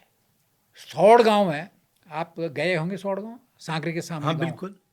उसमें कोई घर ऐसा नहीं, कोई ऐसी छानी, गौशाला भी उन्होंने जो है कन्वर्ट कर दिया उसमें, होम स्टे में। होम स्टे में। इतना शानदार काम हो रहा है वहाँ के जखोल में। 4 फिल्में बन गई है, वो एक ज़बरदस्त मीठी वगैरह वगैरह ये फिल्में। वहाँ टूरिस्ट जा रहा है और वहाँ का कल्चर, वहाँ का जो सारा, और उन्होंने, उन लोगों ने खुद ही अपने जो छोटे छोटे ट्रैक्स बनवाए हैं और उसमें देखते हैं कि आदमी की हेल्थ कैसी है, उस किस ट्रैक में ठीक लगेगा। अगर कोई बिल्कुल बुजुर्ग है तो उसे गांव के ट्रैक बनाए। आप गांव में जाइए, वहाँ गाने सुनिए, आपको खाना मिलेगा। जो बड़े हैं उनके लिए बड़े ट्रैक बनाए, केदार कांटा हो गया आपका, 12-13 ट्रैक है। वहाँ से उन्होंने, बच्चों ने ट्रैक, अपने ट्रैक बनाए, वहाँ से यमुनोत्री, वहाँ से गंगोत्री, उस पर भी ट्रैक जा रहा है और इतना टूरिस्ट वहाँ जा रहा है। तो मुझे लगता है, और अभी तक वो लोग जो हैं कह रहे हैं साहब हमारे जो नए ट्रैक बनाए हैं इसको टूरिज्म डिपार्टमेंट पर हम कई बार गए कि इसको अपने नक्शे में तो डाल दीजिए, उनके ऊपर तो डालिए, ताकि भाई गवर्नमेंट के तो साइट है, पूरी दुनिया देखती है, वो नहीं कर पा रहे। और टूरिज्म तो आप सोचिए ना, हमारा भविष्य टूरिज्म है, बिल्कुल है ना। तो आने वाले समय में हमारी इकोनॉमी का जो कर्णधार है वो आपका टर्शरी सेक्टर, जिसको आप टूरिज्म सेक्टर है, वही है। और टूरिज्म दूसरे तरह का टूरिज्म हो गया, इको टूरिज्म और हॉर्टी टूरिज्म, एग्री टूरिज्म। अब लोग खेतों में, बगीचों में जो कॉटेजेस बना रहे हैं, वहाँ ज़्यादा टूरिस्ट जा रहा है। हमने पौड़ी में एक होम स्टे कवर किया था विद्यादत्त शर्मा जी का, वो 90 ईयर्स के हैं, और मोती बाग करके होम स्टे। उन्होंने पूरा एक ग्रामीण परिवेश का होम स्टे वहाँ पर तैयार किया, जिसमें आपको पहाड़ी खाना मिलेगा, पहाड़ी जीवन, वहाँ पर जीवन शैली दिखती है आपको, उनका पूरा खान पान ही पहाड़ी है। तो इस तरह की खोज में अब लोग आ रहे हैं। भाई लोगों को अगर साफ़ हवा भी मिल रही है ना, उससे भी खुश हैं, क्योंकि वो दम घोटू हवा से बड़े परेशान हैं, जो शहरों ने उन्हें पागल कर रखा है। और वो कल्चर जिसमें पड़ोसी, अगर पड़ोसी में किसी की मौत होगी तो पड़ोसी नहीं जाता, और वहाँ पूरा गांव। हमारे यहाँ इस समय पिछले साल मेला था हमारे यहाँ, तो यूनिवर्सिटी के लोग आए थे, बॉम्बे यूनिवर्सिटी के, 4 कुछ प्रोफेसर आए थे 3-4 दिन के लिए। तो जब गांव में रहे तो कोई उनको, आओ साहब आओ खाना खाओ साहब। वो कह रहे हैं साहब ये गांव कहाँ, मुझे पता ही नहीं चल रहा है कि काम खा रहे हैं कहाँ नहीं खा रहे हैं। वो कह रहे हैं साहब हमने तो मिनी 4 धाम कर लिया है, और वो 4 दिन के लिए आए हैं और 8वें दिन गए गाँव से। तो उन्होंने कहा साहब हम कुछ पैसा लीजिए। हमने कहा पैसा नहीं, मेहमान थे, किसी के थ्रू आए थे। तो उन्होंने, जो बुजुर्ग थे, हमारी चाची जी थे, उसकी जेब में कुछ डाल गए, और जब बाद में पता चला, जब वो चले गए तो जब गिने तो 15,000 रुपये थे। तो मतलब इतने खुश थे। बोला साहब हम तो, ये है, पोटेंशियल है वहाँ। इसके लिए गवर्नमेंट, प्राइवेट, जो आपने एक दूसरे विक्रम पंवार है, वो हैं चक्रोता के, वो भी टूरिज्म पे काम IIM अहमदाबाद का पढ़ा लड़का, मल्टीनेशनल में काम करता था। फिर उसने इतना शानदार काम करा, होम टू होम, जहाँ से भी आप पिक करेगा टूरिस्ट को और पूरा घुमाएगा गांव में, वहाँ का कल्चर, वहाँ की शूटिंग, वहाँ के गार्ड गधे रहे, वो दिखा के फिर वापस भेजेगा। उसका छोटा भाई आर्मी में कर्नल था, उसने छोड़ दी। वो एक झरना है वहाँ पे जौनसार में, उसने वहाँ कॉटेजेस बना दिए और उसने कई गांव को एक वो बनाया है, चेन बनाई है कि आप अपने घर में एक एक कमरा उसको ठीक कर दीजिए। आप होम स्टे फिर से निर्माण मत कीजिए, उसको ठीक है, बढ़िया सा बाथरूम बनाइए, बढ़िया सा। और कई लोग उनसे जुड़ रहे हैं। अब उसने चक्रोता में एक बाग लगाया है, अब ये हॉटेल बाग लगाया है, उसमें छोटे छोटे कॉटेजेस दो बना रहा है। तो इतना पोटेंशियल है इसमें। जो ट्रेडिशनल लोग हैं ना, जैसे कि साहब हमारे तो मंड वही मोना है हमने, वो भी है, वो भी ज़रूरी है, लेकिन वो कैसे हो रहा है पता है? आपने नर्सरी लगाई, ठीक है, आपने नर्सरी लगाई, आपके पौधे बिक गए, एक साल उसको खाली रखना पड़ता है। पॉली हाउस में भी एक साल उसको खाली रखना पड़ता है, आप दूसरी जगह शिफ्ट करते हैं। तो उस जिस समय खाली वो होगा उस समय लोग मंडवा बो रहे हैं, उसमें दालें बो रहे हैं, उसमें वो ज़्यादा प्रोडक्शन हो रहा है क्योंकि वो ड्रिप उससे हो रहा है। तो प्रोडक्शन भी जो आपके बहुत बड़े एरिया में होता था वो छोटे से पॉली हाउस के अंदर हो रहा है। हाँ, तो मतलब जो हमने हाँ। लबोलुआब चर्चा की वो थी रोजगार, और रोजगार आपको यहीं पैदा करना पड़ेगा। तो रोजगार कहाँ पैदा होगा? आपका खेती में, आपका हॉर्टिकल्चर में। अभी ट्राउट में हमने 146 करोड़ दिया, तो ट्राउट तो गेम चेंजर हो सकता है पहाड़ में, खासकर ठंडे इलाकों के लिए। और ट्राउट की मछली की डिमांड बहुत है। अभी मैं आपको बात कर रहा, मैं अभी गया हूँ, पिछले हफ्ते में गया था, खिड़ में एक इलाका गाँव पड़ता है, वहाँ 2 किलोमीटर पैदल है, लेकिन वहाँ भी लोगों ने होम स्टे बना दिए और वो भी बेंगलोर की एक कंपनी ने उसको ले लिया है। अच्छा। हाँ, 2 किलोमीटर पैदल और इतना जबरदस्त होम स्टे, सारे गांव ने। हमने कहा यार सामान कैसे लाए तुम यहाँ, इतना कठिन? बोला पूरे गांव ने सामान लाया। अरे वाह। और कौन सा गांव है? ये खिड़मी लास्ट गांव है, वहाँ से सीधा केदारकांठा का ट्रैक है। अच्छा। और वहाँ लोगों ने बनाए, और एक होम स्टे नहीं है, 10-12 होम स्टे। बोला जी जब एक बनाता है तो पूरा गांव जो है सड़क से सब ढोके, ईंटें फींटें जितनी है, पूरा गांव लग जाता है। मैं घेस गया था तो वहाँ भी मैंने देखा फार्मर्स वहाँ पर अच्छा काम कर रहे हैं। वहीं जो है एक 3 लोगों ने मिलके, गांव के लोग, एक उसमें डॉक्टर था, आयुर्वेदिक डॉक्टर, उन्होंने वहाँ ट्रॉट मछली का वो लगाया है, नीचे गदेरा है, और उसका नाम ही केदार गंगा है। वो केदार कांटा से निकलती है, छोटा सा गदेरा है। अब उन्होंने कहा साहब ये तो ज़मीन काफ़ी थी, पानी भी भरपूर है, तो उन्होंने वहाँ विदेशी फल प्लांट, जापान का एक वो है सेब, चुल्लू, ये सारे वहाँ लगाए, और उसके बीच में छोटे छोटे कॉटेज बना रहे हैं। अरे वाह। और उसका अच्छी बात ये है कि फिशरी डिपार्टमेंट ने, कोई डिपार्टमेंट अच्छे काम कर रहे हैं, बहुत सारे लोग अच्छा कर रहे हैं। फिशरी के जो वहाँ के अधिकारी हैं, उन्होंने साहब ITBP से बात करके उसके साथ MOU साइन कर दिया, 450 रुपये किलो, जबकि दिल्ली में वो 1000 रुपये किलो तक जाता है, लेकिन 450 बुरा नहीं है। तो ITBP ने कहा साहब जितने आपकी मछली होगी हम खरीदेंगे, उनका ट्रक वहीं जाएंगे, वहीं से उठाएंगे। तो मुझे लगता है जब हम प्रोडक्शन करते हैं किसी क्षेत्र में, हम आगे बढ़ते हैं, तो अपने आप अपॉर्चुनिटी खुल जाती है। टूरिज्म तो खैर आपको बहुत आगे ले जाएगा। मुझे लगता है कि ये जो लोग, हम फैक्ट्री मैन्युफैक्चरिंग, ये भी ज़रूरी है, लेकिन अब ये इसका डाउनफॉल होगा। आप नए निवेश भी लाएंगे तब भी डाउनफॉल होगा, हो सकता है। लेकिन ये जो तीसरा सेक्टर आपका टूरिज्म है, जिसको हम टर्शरी सेक्टर कहते हैं, ये आपका ऊपर जाएगा, वो आपको ज़्यादा सपोर्ट करेगा। न सिर्फ जो खासकर सर्विस सेक्टर में कहूँगा। देखिए, आप सिर्फ हम टूरिज्म की बात नहीं कर, जब टूरिज्म का बढ़ाएगा तो एग्री टूरिज्म आ रहा है, एग्री टूरिज्म होगा, लोग खेती करेंगे, क्योंकि जब उनका रुझान जाएगा कि हम तो बगीचे में रहेंगे, तो आदमी फिर बगीचे का पेड़ भी लगाएगा क्योंकि वो खरीदेगा वहाँ से। तो उसके साथ साथ इंटरलिंक है ये। लेकिन एक चीज़ पे काम ना करे, बस वो मल्टीपल काम करे, वो होम स्टे खोल ले, वो कीवी पे काम करे, वो सेब पे काम करे, है ना, वो चुल्लू पे काम करे, वो अखरोट पे काम करे, है ना, वो और चीज़ों पे काम करे, वो गोट फार्मिंग पे करे, है ना, अलग कड़कनाथ पे कर ले, अलग अलग चीज़ों पे करे, ताकि वो एक, मेरा ये कहने का मतलब है, एक चीज़ पे ना निर्भर करे। बिल्कुल। दूसरा, 2 बातें और जो हैं बहुत संक्षेप में, वो हैं, एक है एजुकेशन, एक है हेल्थ।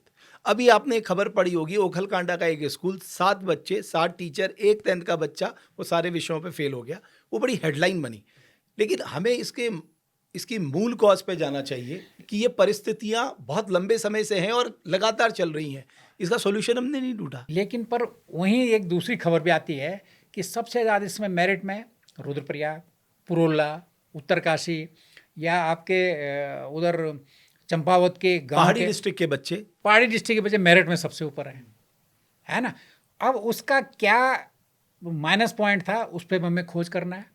ये अच्छी बात है कि हो सकता है कल के दिन हमारे पहाड़ के, अंग्रेजी के जमाने में क्या थे, मसूरी, नैनीताल, ये एजुकेशन के हब थे, वो भी पहाड़ी हैं, और मुझे लगता है कि इसी तर्ज पर और बहुत अच्छे स्कूल खोल रहे हैं। एक जीनियस स्कूल है, आपको बता दूं, पुरोला और बड़कोट में जीनियस स्कूल है। उसने क्या करता है, वो बच्चे को पूरा स्कूल से बच्चा जाएगा, स्कूल छुट्टी होगी, बच्चा खाना खाएगा, फिर स्कूल बुला लेते हैं शाम तक, और वहाँ टॉपर निकले बच्चे उनको खिलाते हैं। सबसे पहले उनका 1 घंटा खेल में होता है, उसके बाद उसको ट्यूशन भी वहीं पढ़ाते हैं, सब कुछ वहीं करता है। परफेक्ट वो है पुरोला में, और उसकी ब्रांच बड़कोट में भी है। अच्छा। और इतना बढ़िया स्कूल, वो कहीं इंग्लिश स्कूल में यहाँ था, वो उसने वापस जाके अपना खोल दिया है। इतना बढ़िया। कितने स्टूडेंट होंगे तकरीबन? होंगे करीब 800-900 दोनों मिला के, और कई स्कूल है। तो और वो एक बड़ी वजह बना होगा, लोगों ने पलायन नहीं किया होगा। बिल्कुल, वरना कर लेते बिल्कुल अपने बच्चों को अच्छे एजुकेशन देने के लिए। हमारे NS राणा है, जसपाल के फादर, उनका एक देवांशी पब्लिक स्कूल है वहाँ नैनबाग में, उन्होंने खोला है। कई लोग विकास नगर जो आ गए थे, भर्ती कर दिए थे, वापस ले गए बच्चों को, और उसमें योगा वोगा सिखाते, इस समय नेशनल अवार्ड भी जीते, दिल्ली ले गए थे बच्चों को। तो इस तरह का, क्योंकि सबसे ज़्यादा जो खतरनाक बात हो गई है, मेरी इससे भी बात हो रही थी, घनसाला जी हैं जो ग्राफी रखे हैं, वो कह रहे साहब हमको तो यहाँ तो एक दूसरी स्थिति शुरू हो गई। हमने कहा जी क्या हो गया? बोला यहाँ तो जो ड्रग वाले हैं, जो ड्रग माफिया, वो घूमते रहते हैं, क्योंकि यहाँ अच्छे घरों के बच्चे होते हैं, कि कैसे इनको फंसाएं। तो बोला हम तो सिविल वर्दी में अपने सिक्योरिटी गार्ड रखते हैं कि साला फिर भी नहीं, फिर भी आप देख रहे हो। और पहाड़ में ये समस्या नहीं आ सकती, क्योंकि अगर कोई आएगा तो पहले पैसा ना जाएगा, ये कहाँ से आ रहा है भाई।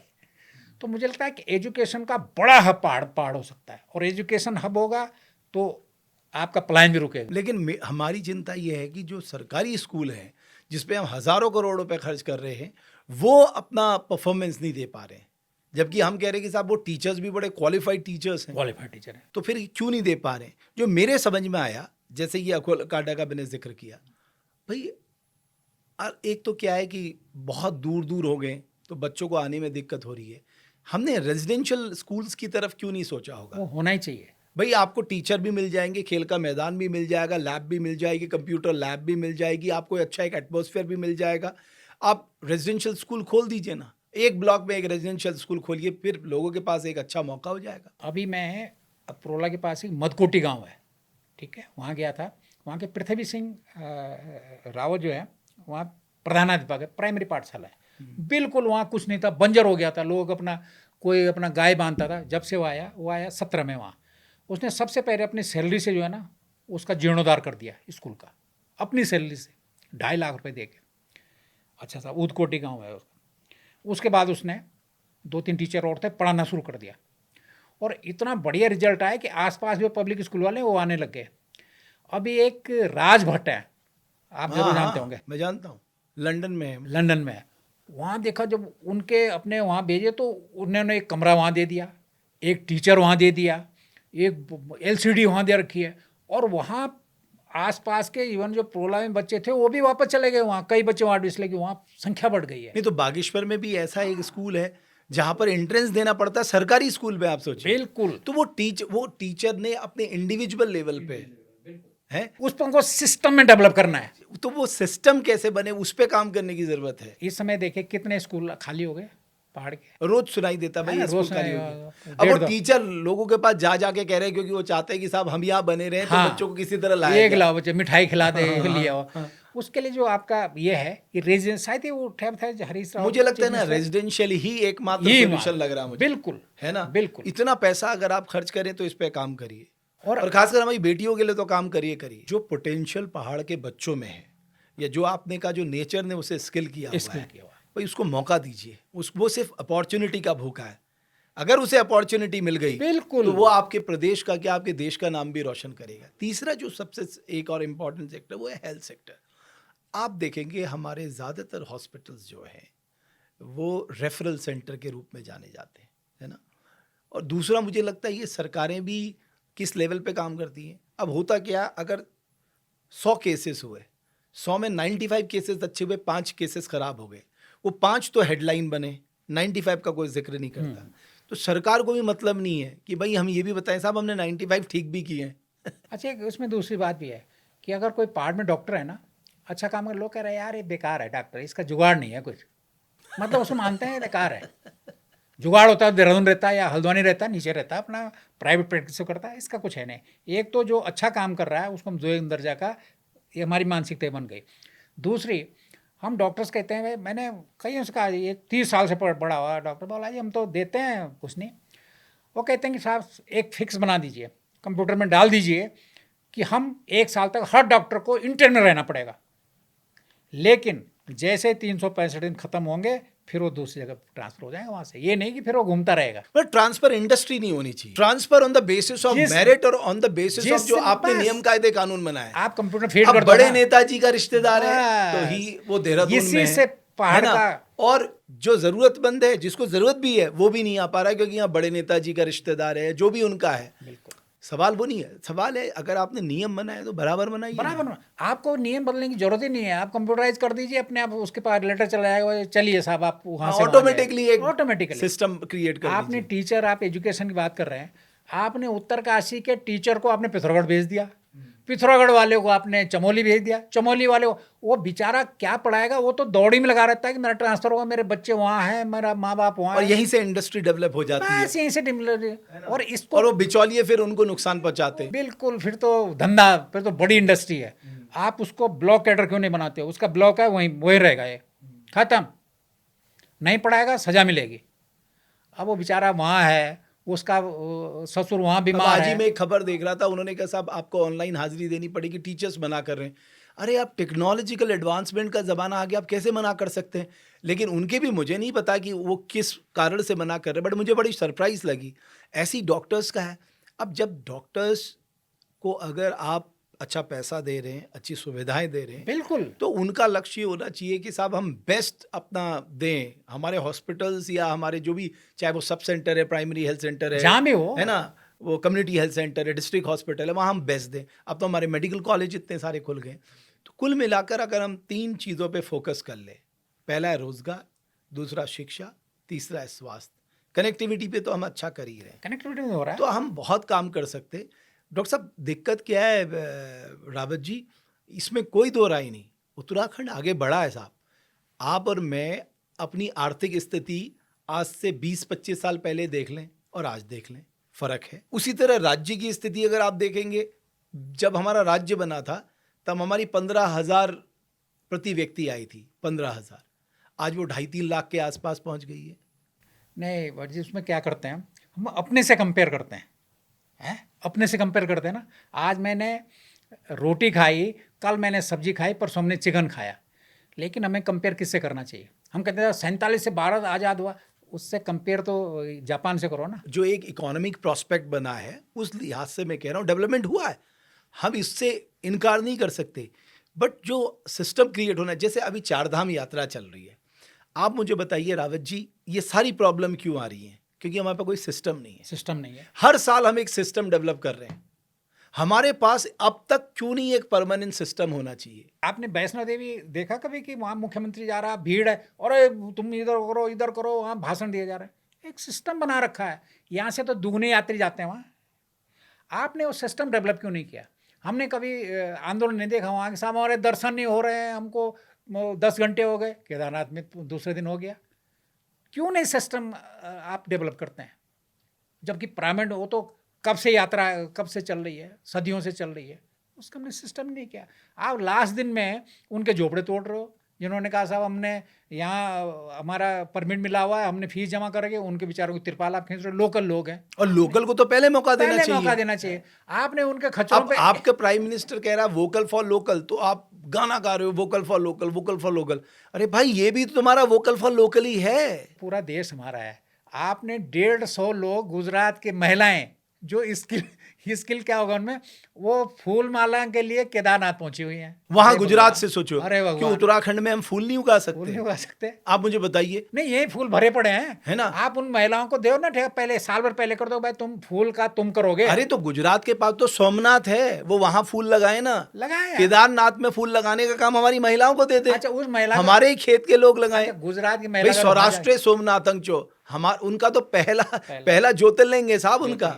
हमारा जो हिमालय में है, यहाँ की महिलाओं को दे आसपास। आप ये बताइए, केदारनाथ की महिलाओं को या रुद्रप्रयाग की महिलाओं को, उसके आसपास की महिलाओं को 3-3.5 महीने लगते हैं मुझे लगता है ये फूल उगाने में। ये हॉर्टिकल्चर डिपार्टमेंट क्या इतना नहीं कर सकता? मैं कहता हूँ उनको पैसा दो कि तुम उगाओ और तुमको हम खरीदेंगे। बिल्कुल, जितने फूल तुम पैदा करेंगे हम खुद केदारनाथ बद्रीनाथ खरीदेंगे। कौन नहीं उगाएगा? कौन नहीं उगाएगा? भाई जब पता है ये खरीदने वाले, क्यों नहीं उगाएगा? मैं भी शौक था कि वो गुजरात से आए हैं करके, भाई क्यों नहीं उत्तराखंड की महिलाओं को। लेकिन साथ ही साथ एक अच्छी खबर मैंने देखी कि उत्तराखंड के सेल्फ हेल्प ग्रुप को प्रसाद बनाने का, हिलांस में वो खाना खिलाने का, इस तरह के काम दिए। बट मैं कह रहा हूँ इस पूरी इकोनॉमी को आप वुमेन सेंट्रिक इकोनॉमी क्यों नहीं बना सकते? Uttarakhand women centric economy. उसमें एक दूसरी खबर भी है। वो क्या है? एक ग्रुप जो है उन्होंने नीचे के भाड़े के रख दिया, वो नीचे से ले जा रहे हैं प्रसाद खरीद के दुकानों से यहाँ से, और उसी को रैपर लगा के उसको बेच रहे हैं। जैसे आप रास्ते में देखते हैं दाल वाले, उसको खरीदारी भी करते हैं, पहाड़ के भी जाते हैं वो। हाँ साहब, हम तो वो मैक्सिमम लोग बिजनौर वहाँ से दालें ले जाते हैं, उसको पहाड़ का वो लगा के रैपर लगा के पहाड़ से बिकते हैं। इसका मतलब हमें चार धाम के लिए एक सिस्टम भी क्रिएट करना है बिल्कुल। और उसको अपनी इकोनॉमी बनाना है। देखो, हम तो फिर भी कहते हैं, त्रिवेंद्र सिंह रावत ने जो वहाँ बोर्ड बनाया था, बोर्ड वो सारे में ने बोर्ड बनाया नहीं था, बोर्ड की सोच रखी थी, वही जो उनका था दिमाग में, सोच कर देता। वो आज नहीं तो कल बनना चाहिए, और उसका उनको भी फायदा है, जो आने वाली जनरेशन है उनको फायदा है, उनको सैलरी मिलेगी जैसे वैष्णो देवी मिलती है। वैष्णो देवी की आपने कभी बात करी होगी उनसे? बिल्कुल, उनका भी बोर्ड है, उनका श्राइन बोर्ड है, वैष्णो देवी श्राइन बोर्ड है। पैसा मिलता है, अच्छी सैलरी मिलती है। ये किसने के ये मतलब आप देखिए, यही होता है ना, आप गलत परसेप्शन क्रिएट करते हैं कि सरकार कब्जा जमाना चाहती है। अरे सरकार क्या कब्जा जमाएगी? सरकार तो एक सिस्टम क्रिएट कर रही है, वो लोगों के भले के लिए कर रही है। और ज्यादा क्यों नहीं। अब दिक्कत वहां के पंडा समाज, अब उनको कौन समझाए? भाई आपके हक हकूक हमेशा वैसे ही रहेंगे। सरकारें कोई भी रहे, वो आपके हक हकूक से कभी छेड़खानी नहीं करेगी, और बेहतर सैलरी मिलेगी आपको, और क्या बेहतर मिलेगी। क्यों नहीं? हमारे चार धाम आपने देखा होगा कि कई जो बड़े तीर्थ हैं उनके अपने मेडिकल कॉलेजेस, अपने इंजीनियरिंग कॉलेजेस अपना काम कर रहे हैं। हमारे चार धाम, उनका रेवेन्यू आ रहा है ना। हमारे चार धाम, इनके अपने कॉलेजेस नहीं हो सकते, उनके मेडिकल कॉलेज, इनके इंजीनियरिंग कॉलेज, उनके एग्रीकल्चर यहाँ कॉलेज। पूरे साल इसी पे चर्चा होगी, वहां सोना कितना लगा और कितना चोरी हुआ कितना है। मतलब सोचिए, पूरा चार धाम का डिस्कशन इस पे वो है। आप कल्पना करिए कि हमारी सोच कहाँ तक पहुँच गई। रावत जी, एक और बात आपने नहीं देखा कि हम लोग बहुत नकारात्मक सोच के साथ वो हो रहे हैं। हम बहुत ही हर चीज में हम एक नेगेटिविटी को खोज देते हैं। सबसे पहले हम नेगेटिव वो कर देते हैं, और उसको ग्राउंड में नहीं करते, उसको बैठ के करते हैं अपने मोबाइल पे। जबकि मुझे लगता है ये गलत है। बहुत कुछ अच्छा भी हो रहा होता है ना। उन अच्छाइयों को भी सामने लाना चाहिए। जो आप कर रहे हैं, हम लोग प्रयास कर रहे हैं, बिल्कुल बहुत अच्छा काम भी हो रहा है। और सर, लोग सोचते हैं ना कि हमारे सहयोगी लोग भी चर्चा करते हैं कि सर मैं टीवी का आदमी रहा हूँ, तो टीवी के आदमी को इतनी समझ तो हो ही जाती है, जिसने 15-20 साल बिताए हों, कि टीआरपी कैसे आती है या आपकी खबर कैसे बिकती है। हाँ। आप हल्का सा नेगेटिविटी का तड़का लगाइए, आपकी खबर यूं बिक गई। आपको बता दूं, जब कुंभ हो रहा था तो मैं हरिद्वार में था, एक मीडिया में देख रहा था, कोई दिल्ली का ठेकेदार, उसने मुझे लगा दिया। मैंने कहा ला यार, तो फ्री का चंदन घिसे रघुनंदन। तो मैं सुबह सुबह जा रहा। क्या बोला आपने? बड़ा सही लाइन बोली। फ्री का चंदन घिसे रघुनंदन। अच्छा। तो मैं जो हूँ सुबह सुबह घूमता था, क्योंकि दिन में भीड़ हो जाती थी। तो एक जब गया तो एक जो है ना वो बेच रहा था, वो नग नहीं होते हैं, और उसमें कि क्या आता है आपकी राशि, और खटाक से एक उंगली से जो है केमिकल डाल देता था उसमें। ये साहब आपके नग। हमने उसको जो है ना रिकॉर्ड कर लिया, और उस पर गप्पे मारते हुए वो भी फैल गया। भाई साहब 15 मिलियन लोगों ने देखा हो, और पाकिस्तान से फ़ोन, और वहाँ से। अरे मैंने कहा चाचा तुम मुझे मरवाओगे यार। तो अगर आपको तड़का लगाना है, लेकिन आप तड़का छोड़िए, आप जो कर रहे हैं वो बेहतर, ये राज्य के हित में है, ये देश के हित में, हिमालय के हित में। अब मैं आपको एक छोटा सा एग्जाम्पल दे रहा हूँ। मैं बेंगलोर में एयरपोर्ट से बाहर निकल रहा था, तो मुझे एक महानुभाव मिले, वो उत्तराखंड के ही रहने वाले हैं। तो मुझसे बोले आपके राज्य में बड़ा अच्छा काम हो रहा है। तो मैंने कहा जैसे? तो बोले हम देखते हैं आपका वो, आप होम स्टे दिखाते हैं, कहीं आप पहाड़ की कोई स्टोरी दिखाते हैं, कहीं वो महिलाएं बड़ा अच्छा काम कर रही हैं। स्टेट की एक पॉजिटिव ब्रांडिंग भी होती है ना। बिल्कुल। लेकिन मैं ये नहीं कह रहा जो गलत हो रहा है उसके खिलाफ आवाज़ उठानी चाहिए, बिल्कुल उठानी चाहिए। जो उठा रहे हैं उनको सैल्यूट है। लेकिन भाई साहब बहुत अच्छा भी हो रहा है इस राज्य में, है। हमें उसको करना है कि ताकि और प्रोत्साहित हो सकें कि ऐसा करेंगे हम। एग्जैक्टली, वो बेसिकली सोच यही है कि उससे 4 लोग और इंस्पायर हों। अब देखिए, first time in the history of this country, Phaldakot गांव में पौड़ी के एक कमर्शियल ट्रायल सक्सेसफुल हुआ। हाँ, गुच्ची मशरूम का। मैंने तो उसको बधाई दी। मैंने हाँ, तो हम उस गांव में गए। तो हमें इस बात का बड़ा वो था कि भाई हमारे उत्तराखंडी ने ये काम कर दिखाया। आप कल्पना करेंगे, साइंटिस्ट दूसरे दिन सुबह वहां पहुंच गए, और हमारे वाले कुंभकर्ण की नींद में सोए पड़े रहते हैं। उसको तो गवर्नमेंट को एक स्पेशल ड्राइव चलाना चाहिए, उसको करके उसको हेड बना के चलो आप शुरू करते हैं इसको। अगर इसको हम कमर्शियल कल्टीवेशन में आगे ले आएं तो हमारे लिए एक विन विन सिचुएशन हो जाएगी साहब। और मज़े की बात यह है कि किस पौड़ी में हुआ, किस फलदाकोट गांव में हुआ, जहां आप देखोगे आपको रोना आ जाएगा, सारी ज़मीनें बंजर पड़ी हुई हैं। जमीन की गलती थोड़ी है। अरे सर, ज़मीन की क्या गलती है? हमारे शास्त्र क्या कहते हैं?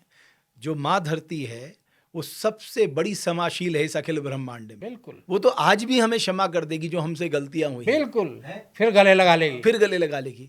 बस वहां चाहिए भी तो उसका श्रृंगार करने के लिए हाथ भी तो चाहिए। ये भी कहता है मेरा, ये भी है, अगर आप दिल्ली बॉम्बे में बहुत बढ़िया काम कर रहे हैं तो आप अपने गांव में बेस्ट एक होम स्टे बना दीजिए, फर्स्ट क्लास। अब तो यार इतना आ गया कि आप 2 घंटे में, जब तक आप जाम में देहरादून फंसे रहते हैं तब तक आप बम्बई से दिल्ली और दिल्ली से आके यहाँ उड़ के हेलीकॉप्टर से गांव पहुंच जाएंगे। हाँ, एयर कनेक्टिविटी अच्छी एयर कनेक्टिविटी हो रही है। अब धीरे धीरे 2030 तक आपकी रेल कनेक्टिविटी हाँ, हो रेल जाएगी। कनेक्टिविटी आए तो आपके गांव तो अब ज्यादा, उनमें हाँ, तो ज्यादा मतलब हुआ है। फिर दिक्कत क्या होगी? फिर हमारे अंदर गलत भाव बदला। आज हमारे पास अवसर हैं, आने वाले भविष्य के बेहतरीन अवसरों को देखते हुए हम आज ही सोच लगा आज लें ही सोच कि हमें करना क्या है करके। बिल्कुल, है ना? उन जमीनों को बचाना है, उन जमीनों को बचाना है। अगर वो खिसक गई।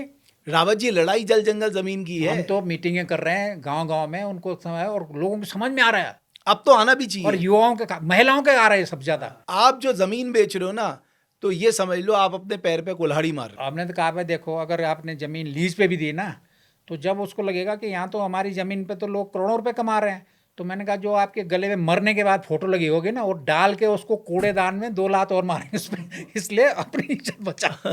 ठीक और होगा ये। हाँ, अगर मेरी 100%। बंजर जमीन पे होम स्टे बन जाएगा, एक आदमी बाहर से आके लाखों रुपए कमा रहा होगा, तो मेरा लड़का तो मुझे सबसे पहले मुझे पेलेगा वो। आप ये सोचो, आज इंफ्रास्ट्रक्चर कितना तेजी से डेवलप हो रहा है नहीं? आपकी एयर कनेक्टिविटी है, हेली से आप आसानी से बहुत तेजी से जा सकते हैं। तो आपको इस इकोनॉमी को पहचानना होगा, इसकी पावर को पहचानना होगा। और दूसरी बात भी है, विकास हो रहा है, 5 घंटे में आदमी बद्रीनाथ से वापस दिल्ली चला जाएगा आने वाले समय में, ट्रेन से वापस चला जाएगा। बिल्कुल, ये हमारे लिए नुकसानदायक भी है। अगर हमने अपनी पहचान नहीं बनाई, उसको दिल में ये नहीं आया कि अब मुझे वहाँ भी जाना है, यार मुझे वहाँ भी जाना है, उस गांव में भी जाना है, वहाँ भी जाना है, जब तक आप उसको रोकने के साधन नहीं करोगे तब तक तो आप ये विकास आपके लिए नुकसानदायक है। दुनिया में रूरल टूरिज्म के सक्सेसफुल मॉडल हैं। हैं। आप जस्ट उनसे सीखिए, वो प्रैक्टिस को अडॉप्ट करिए यहाँ पर। भाई स्विट्जरलैंड दुनिया का बेहतरीन, हमारे यहाँ से बेहतर नहीं है वो। आप देख लीजिए, वहाँ सिर्फ बर्फ दिखती है, यहाँ तो सब कुछ है। हमारे एक से एक मीडोज है, आप देखिए ना, एक से एक हमारे पास। क्या केदार खांडा का आपने जिक्र किया, कितने हैं हमारे पास? सबसे ज्यादा है मुझे भारतवर्ष में सबसे ज्यादा। अभी एक ये गांव है नागटिप्पा है, नागटिप्पा, हाँ। वहाँ एक गांव है, वहाँ विदेश में यूएई में लड़के थे होटल में, उन्होंने लाके अपने रिजॉर्ट खोल दिए। पूरा गांव जहाँ एक भी दुकान नहीं थी, वहाँ कई जो इस समय कई होम स्टे बन गए। पूरा गांव आप जाओगे तो पता ही नहीं चलेगा। और वहाँ सबसे बेहतरीन मटर, सबसे बेहतरीन दालें। वो कह रहे साहब हमको तो बाहर बेचते नहीं है, जो टूरिस्ट आते हैं वही ले आते हैं। मैंने आपसे क्या कहा, आप जितना उत्पादन कर रहे हैं आप बस प्लान करिए। जो आने वाला टूरिस्ट है, 4 धाम यात्रा, सब आपको। आजकल क्या होता है ना, सेब को अगर आप ड्राई कर दें, जो आपका स्मॉल क्वालिटी का एप्पल है उसको ड्राई कर दें। एक हमारे रावत जी हैं, बीरबान सिंह रावत जी। हाँ, बीरबान जी, वो बहुत शानदार व्यक्ति, बहुत अच्छा काम कर रहे हैं, बहुत अच्छा भी काम कर रहे हैं, वो बहुत शानदार व्यक्ति है। तो उन्होंने मुझे ये कॉन्सेप्ट, देखो कितना अच्छा अनुभव था उनका। उन्होंने कहा वो ड्राई करके मुझे भी दे के गए। वो बोले ये मंदिर को प्रसाद के रूप में क्यों नहीं चल सकता, और ये हमारी महिलाएं जो कुटीर उद्योग है उस पर क्यों नहीं काम कर सकती। ये मैंने इसकी रूपरेखा शुरू कर दिया मैंने, बल्कि मैंने एक ड्राई मशीन जो है, गांव की महिलाएं थी बेचारी, वो कह रहे हैं साहब हमको तो अगर 200-400 मिल जाए ना, हम 2-3 घंटे काम करने के तैयार हैं, चाहे क्यों। तो मैंने कहा क्यों नहीं इनसे प्रसाद बनाया जाए। तो एक ड्रायर, बहुत बड़ा ड्रायर था, उन्होंने कहा साहब मेरे पास ड्रायर पड़ा हुआ है, सरकारी योजना का था, इसको ले जाओ। मैंने कहा रोक भाई, इसको मैं ही ले जाऊँगा। तो मैंने कहा महिलाओं को सेब, खुमानी, आड़ू, उनको काट के ड्राई कर दिया। चूड़ा हमारे यहाँ होती है, लाल चावल हमारे यहाँ होता है, उसके हमने कहा चूड़ा कूटो, हम चूड़ा कूटेंगे। तो हमने कहा इस प्रसाद को तुम ही शुरू करो इसको। मैं वो तो कह रहा हूँ, 4 धाम वुमेन सेंट्रिक इकोनॉमी का ग्लोबली एक बेस्ट मॉडल बन सकता है।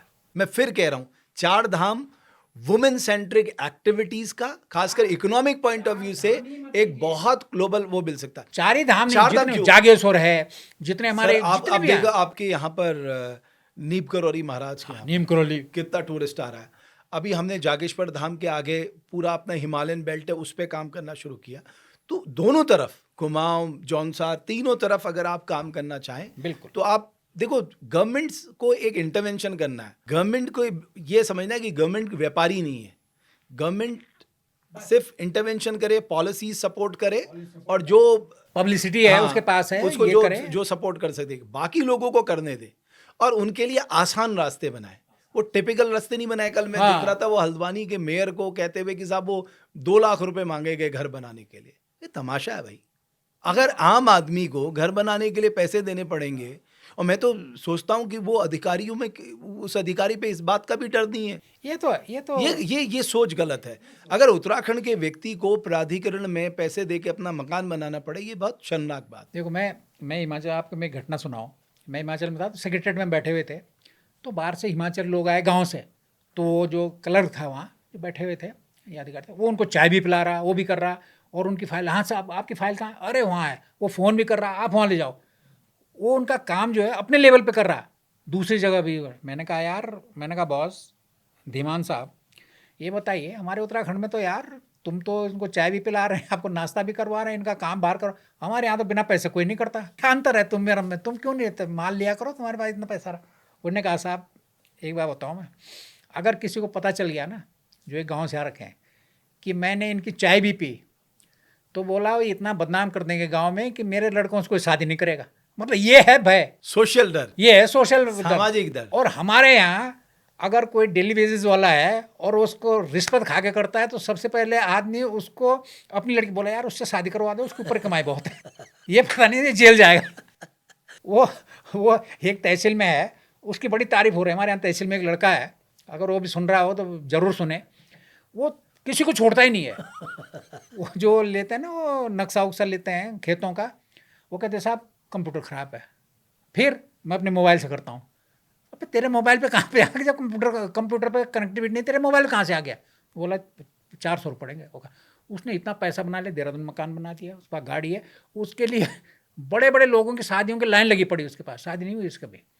मैंने कहा जिस दिन ये जेल जाएगा ना, उस दिन तुम्हारी लड़की भी रोएगी, तुम रोए। तो ये बेसिक फ़र्क है, ये मैं देख रहा हिमाचल और हमें। लेकिन रावत जी, जो मुझे लगता है कि हमें बहुत सकारात्मकता के साथ बिल्कुल अपने स्टेट को कैसे आगे ले जा सकते हैं और हमारा कंट्रीब्यूशन क्या हो सकता है, इस पे ज़्यादा काम करने की पूरी तरह से। और हमें कहते हैं कि जो भी हमारे रिटायर्ड लोग हैं, अपने गांव में जाओ यार, एंजॉय करो वहाँ, है ना। मैं तो अभी परसों एक मीटिंग थी यहाँ, उसमें इंजीनियर, टॉप के इंजीनियर आ रखे थे। एक इंजीनियर की एक्शन था, उसने अपने ऊपर किताब लिखी, नोटियाल साहब है, तो वहाँ आए थे। वो कह रहा साहब हम तो यहाँ इसलिए है कि यहाँ डॉक्टर नज़दीक हैं, वो नज़दीक हैं। तो मैंने कहा अगर तुम डॉक्टर नज़दीक है, मैंने कहा देखिए आप मोटे लोग हो, आप कोई सिंचाई का एक्शन है, कोई उसके एक्शन है, जैसे तुम मैक्स में जाओगे ना, वो कहेंगे आ गया मुर्गा, वो चेकअप कर देंगे, उसके बाद वो ऑपरेशन ही कर देंगे एक, ताकि आप हर हफ्ते वहाँ जाए। आप गाँव में रहो ना, 5 लाख रुपए जेब में अलग से रखो कि अगर बीमारी हो गई तो हेलीकॉप्टर बुलाएंगे और सीधा एम्स आएंगे। आप क्यों तैयार रहते हो? मरने के लिए तैयार क्यों बैठ रहे? तो वहाँ के एक अल्मोड़ा के वाइफ हस्बैंड थे, वो शायद इरिगेशन के थे। वो कह रहा है साहब आपने तो हमारी आंखें खोल दी, हम तो गांव जा रहे हैं। मैंने कहा ऐसे मत चल जाना, कहीं वहाँ जाओ कुछ हो जाए तो मुझे बस। तो ये है यार। नहीं, सही बात है। तो रावत जी बड़ा अच्छा लगा, और आप जो विकास का हमराई के माध्यम से अलग अलग तरीके से जो बेहतरीन, आपको भी बहुत बहुत बधाई हो, मतलब कमाल कर रहे हो आप। मतलब जो आपके स्टोरीज है ना, ये तो मुझे लगता है कि गवर्नमेंट को तो इसमें प्रमोट करना चाहिए, गवर्नमेंट को आगे आना चाहिए। जो करोड़ों रुपया आप अपना सूचना में पता नहीं कहाँ कहाँ जा रहा है, ऐसे आप जैसे लोगों को, ऐसे और लोगों को भी प्रमोट करें जो युवा हैं। हम तो खैर बुजुर्ग हैं, हम तो अपना रिटायरमेंट का मजा ले रहे हैं, लेकिन करना चाहिए, इससे आगे मिलाकर वो तो बात की बात है। लेकिन उत्तराखंड को अगर आगे ले जाना है तो बहुत ही ऑप्टिमिस्टिक भाव से हमें इस पे गिलहरी जैसी भूमिका निभानी होगी। बिल्कुल। बहुत धन्यवाद रावत जी। जो मैंने आपसे कहा ना, हमारे पास बहुत सारे इकोनॉमिक मॉडल्स हो सकते हैं। सरकार की भूमिका किस तरह का सरकार इंटरवेंशन कर सकती है, उस भूमिका में रहे। बाकी सारी चीज़ें इतनी स्मूथ हो जाएं कि लोग को लगे कि हमारे यहाँ व्यापार करना आसान है, हमारे यहाँ नियम कायदे इतने आसान बनाए गए हैं कि हम अपना छोटा छोटा काम शुरू कर सकते हैं।